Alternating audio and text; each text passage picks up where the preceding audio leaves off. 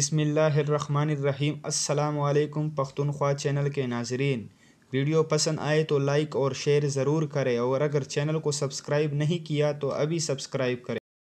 اقوام متحدہ کی جنرل اسمبلی کے اجلاس میں وزیر خارجہ شاہ محمود قریشی نے اقوام متحدہ میں پہلی بار اردو زبان میں خطاب کرکے نئی تاریخ رقم کرتے ہوئے پاکستانی قوم کے دل جیت لیے ہیں۔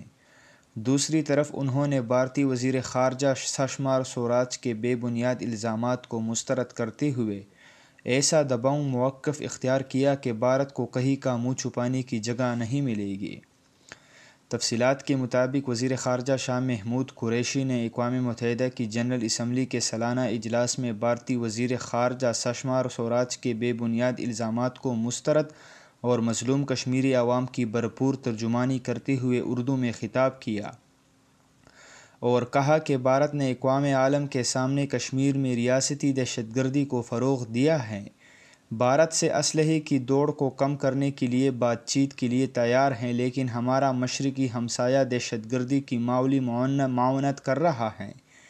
بھارتی جاسوس کلبھوشن نے بھارتی حکومت کے ایما پر پاکستان میں دہشت گردی کی پلاننگ کی۔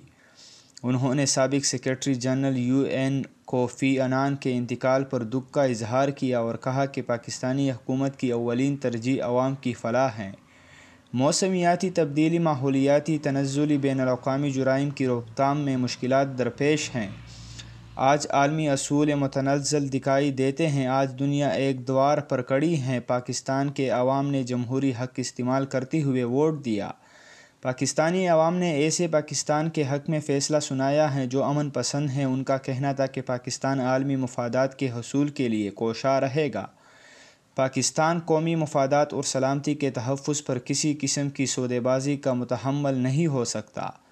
بھارت کو پاکستان کے صبر کا امتحان نہیں لینا چاہیے۔ وزیر خارجہ نے کہا کہ آج دنیا ایک دوارہ پر کھڑی ہے۔ آج عالمی اصول متزلزل دکھائی دیتے ہیں۔ مشرق وسطیٰ کے حالات باعث تشویش ہیں۔